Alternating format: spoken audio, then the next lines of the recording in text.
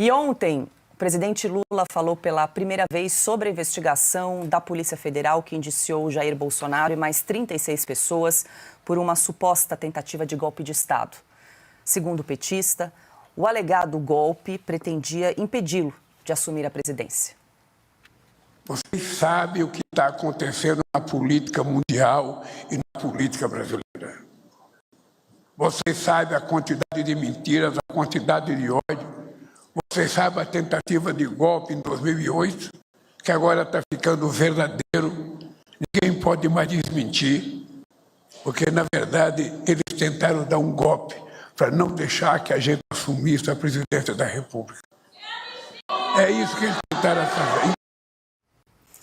Alexandre Garcia, muito boa noite. Seja bem-vindo, Alexandre. Primeiro eu quero ouvi-lo porque nesta semana, na terça-feira, o ministro Alexandre de Moraes, então, resolveu tirar o sigilo do relatório da Polícia Federal, aquele documento de quase 900 páginas que indiciou o ex-presidente Jair Bolsonaro e mais 36 pessoas. Gostaria da sua análise geral aí desse relatório, das conclusões da Polícia Federal, que agora estão nas mãos do Procurador-Geral da República, Paulo Gonet. Muito boa noite. Boa noite, Paula, Ana, Augusto, Piotr. Bom estar com vocês. Eu gosto muito da sexta-feira por causa disso. Olha, eu estou saindo agora, nesse momento, de uma palestra do primeiro Fórum de Brasília pela Liberdade e Democracia. Só jovens empreendedores, auditório cheio de jovens.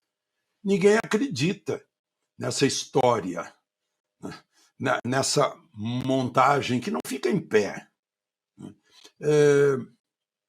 Olha só, eu menciono isso no meu artigo aí na Oeste, né, que Getúlio Vargas pegou um tal de Plano Cohen, 1937.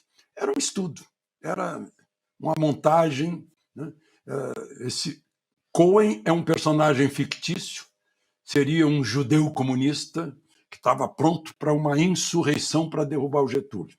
Aí o Getúlio pegou, fechou o Congresso, acabou com a Constituição, enterrou a Constituição, fez a intervenção em todos os estados, menos Minas Gerais, baixou o Estado Novo dia 10 de novembro e passou a governar com decreto-lei, ele sozinho. Isso se chama golpe. Né? No 6 de setembro de 2018, o Adélio Bispo enfiou uma faca na barriga de Bolsonaro para matá-lo. Isso é a execução de um golpe. Foi pensado, foi planejado. Adélio estava lá esperando o Bolsonaro, em Juiz de Fora, executou, só não consumou totalmente, porque Bolsonaro não morreu, o objetivo era tirar Bolsonaro. Alguém preparou a ida, um álibi de ele estar na Câmara, alguém chamou os advogados que vieram de avião, essas coisas. Isso é golpe, né?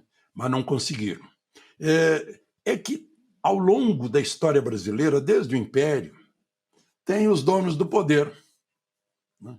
E os donos do poder querem afastar as pessoas inconvenientes que abrem brechas nesse, vamos chamar de sistema, de aparelho, seja lá o que for, que domina. Assim, o Jânio acabou renunciando, o Collor foi cassado e o Bolsonaro não foi morto, ganhou a eleição, mas não podia continuar. E aí tem toda essa história, Plano Cohen, para fechar o Congresso. Golpe, aí o golpe do WhatsApp. Né? Como o Guzzo levantou, né? 100 mil para fazer o golpe, sem nenhum soldado, meia dúzia de gente expressando opiniões e cogitações. E depois ficaram furiosos com o Bolsonaro, porque o Bolsonaro ou não os ouviu, ou não quis ouvi-los, simplesmente Bolsonaro não fez o que eles queriam que fizesse, que é assinar lá o decreto, a convocação do artigo 142 para a defesa da ordem, da Constituição, etc. Só abrindo um parênteses, tem gente que, quando assumiu, jurou defender a Constituição. Só que não cumpre isso. Não cumpre. Olhem, em todos os poderes, as pessoas assumem a defesa da Constituição. E está na cara de todo mundo, está na cara de todos os jovens que estavam no auditório hoje me ouvindo, que a Constituição está sendo jogada de lado. Devido processo legal, amplo direito de defesa, liberdade de expressão, vedação à censura. Isso não existe mais. E a gente está assistindo a isso passivamente. Ao longo de toda a história brasileira, nós fomos sempre muito cordatos. Então, para haver um golpe, tem que ter o 7º de cavalaria, tem que ter infantaria, tem que ter artilharia, tem que ter a força aérea, tem que ter marinha. Nada disso. Inventaram que os tanques estavam prontos, a marinha imediatamente desmentiu a fantasia. Imediatamente a marinha, o atual comando da marinha, desmentiu o que estava na narrativa. Agora vai para o Ministério Público. O Ministério Público pode arquivar sem dar satisfação a juiz nem a polícia. O Ministério Público tem esse poder porque o Ministério Público é o dono do inquérito. Só para a gente lembrar, os inquéritos têm como início o Ministério Público. E o Ministério Público tem poder até de fazer um recurso se não gostou da pena muito grande ou muito pequena, né? O Ministério Público pode pedir mais diligências à polícia. O Ministério Público tem esse poder porque é o dono do processo. E não é o que a gente está vendo aqui no Brasil. Então, essa coisa que a estudantada toda, que os juristas que lecionam em faculdade de Direito sabem que não é o devido processo legal, está sendo feito aí na nossa cara. A gente sabe ler, a gente lê a Constituição, a gente se informa sobre o que é um devido processo legal e estamos aí com mais uma tentativa de barrar o Bolsonaro. Teve a faca do Brutus, ou do Adélio Bispo, né? Que não acabou com ele, e agora tem que afastá-lo. Por quê? Porque ele conseguiu falar com o pessoal que antes era atraído pelo clientelismo, não entendia bem, achava que o governo era bonzinho, apoiava o governo. Esse pessoal ouviu.